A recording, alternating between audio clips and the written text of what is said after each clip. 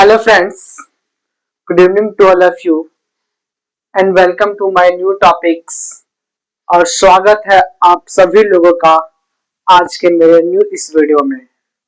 कैसे हैं आप लोग और आज आप लोग ने क्या कुछ नया सीखा, क्या कुछ नया किया या फिर अब क्या कुछ नया सीखा। मान लेते हैं आप लोग कुछ नया सीखे होंगे, आज कुछ नया किए होंगे और आज आप लोग का दिन बहुत ही अच्छा रहा होगा। तो जैसे कि आपको पता है जो मेरा टॉपिक है वो चल रहा है इमल्सन। इमल्सन में मैंने इंट्रोडक्शन ऑफ इमल्सन्स, टाइप्स ऑफ इमल्सन्स और एग्जांपल्स इन सब के बारे में मैंने डिस्कस कर दिया था। और जिसमें मैंने पहला जो मेरा टाइप्स था वो था डिस्पर्स फेस, उसको मैंने अच्छी तरीके से डिस्कस किया था। और दूसरा था मेरा मल्टीपल फेस, उसको भी मैंने अच्छे तरीके से डिस्कस किया। और जो आज तीसरा है वो है ग्लोब्यूल साइज। ठीक है, ये क्या है, ये तीसरा टाइप्स है हमारे इमल्सन का। किस तीसरा टाइप्स है इमल्सन का। इमल्सन जो मेनली होते हैं ना वो तीन प्रकार के होते हैं। ठीक है, कौन कौन? तो डिस्पर्स फेज, मल्टीपल इमल्सन और तीसरा है ग्लोब्यूल साइज। ओके, तीन भागों में बांटा गया है। तो मैंने डिस्कस के एग्जांपल के बारे में डिस्कस किया था। और सबसे बड़ी चीज ये है ना कि मैं आपको बताया था कि जो सस्पेंशन होता है वो आप ये चीज कॉमन में आप देखिएगा। ठीक है, जो सस्पेंशन होता है वो थर्मोडायनेमिकली क्या होता है, अस्टेबल। बट जो इमल्सन मैंने पढ़ा, तो इमल्सन में क्या पढ़ा कि जो इमल्सन होता है वो थर्मोडायनेमिकली अनस्टेबल।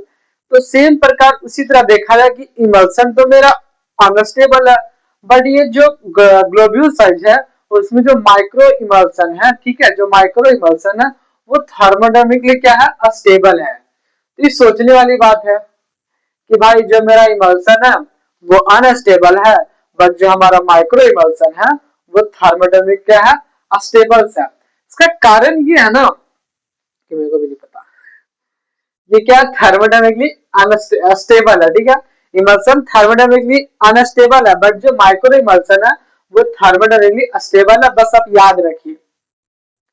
क्यों करूंगा तो क्यों काफी ज्यादा जाके लंबा हो जाएगा, तो मैं क्यों का आंसर ना आपको नेक्स्ट वीडियो में दूंगा। इमल्सन थर्मोडायनेमिकली अनस्टेबल क्यों है और जो माइक्रो इमल्सन है वो थर्मोडायनेमिकली अस्टेबल क्यों है, क्योंकि ये मेरे को ना पढ़ते पढ़ते अचानक बीच में आ गया। तो मैं इसी बीच में इसको डिस्कस करूंगा ना, तो ये वीडियो काफी ज्यादा जाके लंबा हो सकता है। तो मैं इसको अलग करके मैं समझाऊंगा आपको कि इमल्सन है वो थर्मोडायनेमिकली अनस्टेबल क्यों है और ये जो माइक्रो इमल्सन है वो अनस्टेबल क्यों है। ठीक है, एक सेकेंड। नहीं, क्या होता है ना यार कि पढ़ लेने के बाद अगर जो सेम चीज मिलता है ना तो बीच में कंफ्यूजन हो जाते। तो मैं ये सोच रहा था ना कि कहीं मैं ये गलत तो नहीं लिख दिया।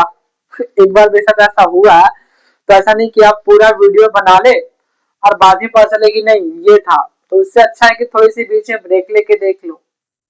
क्या है यार, मेरा मकसद है एक्सप्लेनेशन का, मेरा सीखना है एक्सप्लेनेशन।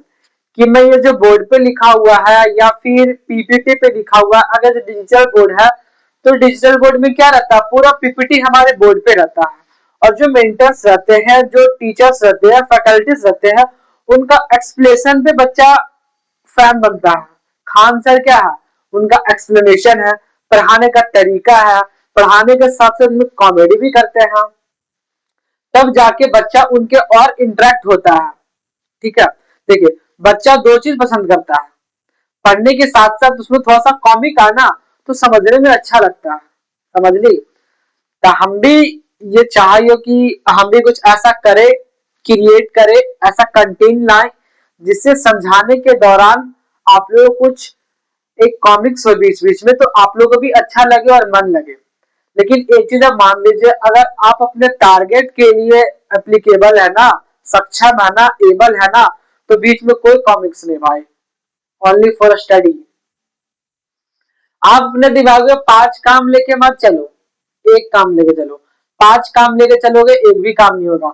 अगर आप एक रास्ता से जाओगे ना तो मंजिल पहुंच जाओगे, लेकिन 5 रास्ते से जाओगे ना तो मंजिल बहुत देर से मिलेगी और हमको लगता है मंजिल तक पहुंच भी नहीं पाओगे। मेरा बोलने का मकसद यही है कि अपना टारगेट एक रखो, इधर उधर ना भटको, ठीक है।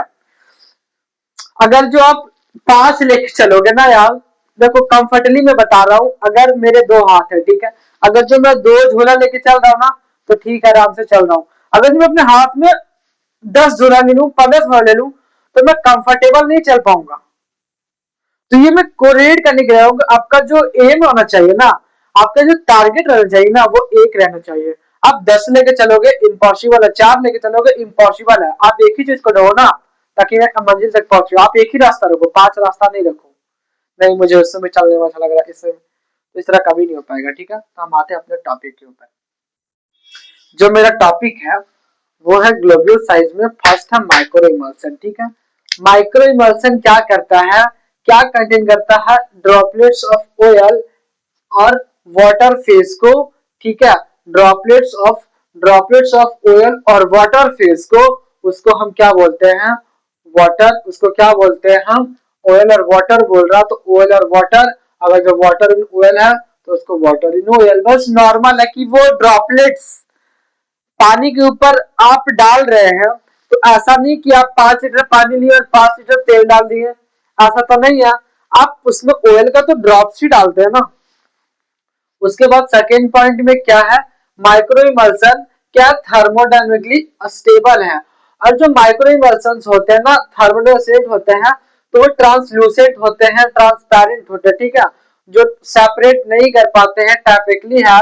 जो ड्रॉपलेट्स रहता है उसका जो डायमीटर होता है 10 से 200 माइक्रोमीटर, कितना, 10 to 200 माइक्रोमीटर के होते हैं, ठीक है। ये माइक्रोमीटर लिखा हुआ, जीरो 0 to 1 या फिर 2 माइक्रोमीटर, ठीक है। ये नैनोमीटर है, सॉरी एक सेकेंड, 10 से लेके 200 नैनोमीटर, और इसी को क्या चेंज कर दिया, 0.1 से लेके 0.2 माइक्रोमीटर, ठीक है। ये नैनोमीटर था, बाय मिस्टेक्स ये क्या था, नैनोमीटर था, ठीक है। Micro emulsion can easily identify किया गया 3 टाइप का, ठीक है, water in oil, by continuous और ऑयल इन वाटर। जो माइक्रो इमल्सन है वो 3 प्रकार में बांटा गया है, water in oil emulsion, by continuous और ऑयल इन वाटर, ठीक है। इसमें मैंने 2 टाइप्स पढ़ा था, एक माइक्रो इमल्सन, देखो ज्यादा कुछ डीपली नहीं है, नॉर्मल चीज है, आप इजिली वे में समझ सकते हैं। ये नहीं कि कोई पहाड़ सा टॉपिक है, सर आपने समझाया नहीं, आया पढ़ के चला गया। यार अगर ऐसा कोई टॉपिक रहता है ना, तो मैं उसको खुद ही अच्छा से एक्सप्रेस करता हूँ, एक्सप्लेनेशन करता हूँ। ये नॉर्मल टॉपिक है वैसे, ठीक है। उसका क्या है, फाइन इमल्सन, क्या, फाइन इमल्सन। तो fine emulsion have a milky appearance. जो फाइन इमल्सन रहता है वो मिल्की एप्रेसेंस रहता है, कैसा, मिल्की एप्रेसेंस रहता है, जो क्या करता है, ग्लोब्यूल्स का जो साइज का रेंज होता है 0.25 से लेके 25 माइक्रोमीटर तक, ठीक है, फाइन इमल्सन का, ठीक है। जैसे सॉफ्ट टाइप इमल्सन, ठीक है, सॉफ्टनेस क्या होता है, साबुन। The soft type of emulsion में अनस्टेबल, ये क्या अनस्टेबल है, प्रेजेंस ऑफ एसिडिक सब्सटेंस। जो एसिडिक सब्सटेंस है उसमें जो सॉफ्ट टाइप इमल्सन होता है वो अनस्टेबल होता है, ठीक है। और काइटेनिक और नॉन आयनिक, ये क्या होता है, इमल्सिफायर होता है, जो प्रेफरेंस करता है ड्रग्स रिक्वायरिंग को, ठीक है, एसिडिक पीएच में, किसमें, एसिडिक पीएच में, ठीक है। फिर क्वाटनरी अमोनिया क्या एक कंपाउंड है, जो कैसे सिटाइल ट्राइमिथाइल अमोनिया क्लोराइड को क्या करता है, हेल्प करता है स्टेबलाइज होने में, क्या होने में, स्टेबलाइज होने में, ठीक है। This emulsion combination with such fatty acid alcohols as a cetyl alcohol, ठीक है। ये कैसा कॉम्बिनेशन रहता है, तो फैटी एसिड्स का और सिटाइल अल्कोहल का, ठीक है। देखो माइक को देखना इसीलिए पड़ता है ना कि कुछ गलतियां पहले मेरे से हो चुकी है, कि मेरा माइक बंद था और मैं बोलते रह गया, तो आदत सी हो गई है, इसको चेंज करना पड़ेगा, ठीक है। तो ये क्या होता है, कॉम्बिनेशंस रहते हैं, क्या कहते हैं, कॉम्बिनेशंस रहते हैं फैटी एसिड अल्कोहल का और सिटाइल अल्कोहल का, ठीक है। ये नॉर्मल टॉपिक था, कोई हाईफाई टॉपिक नहीं था। तो ये चीजें आपको समझ में आएगी जब आप कॉपरेट से और एक अच्छे तरीके से आप इसको पढ़ेंगे, और वीडियो देखने से पहले आप बुक भी पढ़ लेंगे तो ज्यादा अच्छा रहेगा। फिर वीडियो देखने के बाद भी बुक को पढ़ेंगे तो आप इजिली हमें समझ पाएंगे, ओके। तो आपका टाइप्स खत्म हो गया इमल्सन का। अब जो भी आगे टॉपिक होगा, नेक्स्ट टॉपिक होगा, उसके बारे में हम क्या करेंगे, डिस्कस करेंगे, ठीक है। उसके बाद हम क्या करेंगे, डिस्कस करेंगे, ठीक है।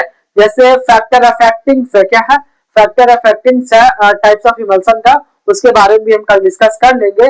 और जो भी आगे टॉपिक होगा हम उसके बारे में क्या कर लेंगे, डिस्कस कर लेंगे। बाकी वीडियो अच्छा लगेगा तो लाइक करिए, शेयर करिए और सब्सक्राइब करिए। अगर वैसे बच्चे हैं जो इंग्लिश को लेके इंटरेस्टेड है कि हाँ मुझे फार्मेसी इंग्लिश में ही पढ़ना है, तो मेरे कुछ वीडियोस हैं, वो जो अवधेश स्नाइपर टारगेट करके एक और यूट्यूब चैनल है, आप वहां पे जाकर उसको सब्सक्राइब करिए और वहां पे जाकर उस वीडियो को देखिए, उसमें भी सपोर्ट करिए, कॉपरेट करिए और थोड़ा सा प्रमोट करने में हेल्प करिए, ताकि मैं उसको भी आगे क्या कर सकूं, अप्रिशिएट कर सकूं।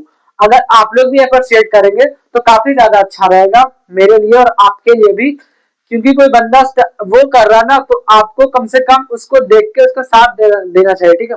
भले आप कुछ और नहीं कर सकते, बट आप मेरे वीडियो को देख के आप समझ सकते हैं, लाइक कर सकते हैं और शेयर सब्सक्राइब भी कर सकते हैं, ठीक है। बाकी हम मिलते हैं नेक्स्ट वीडियो में। नेक्स्ट टॉपिक जो मेरा रहेगा इमल्सन का factor, factor affecting of emulsion, okay. हम मिलते हैं नेक्स्ट वीडियो में। बंदा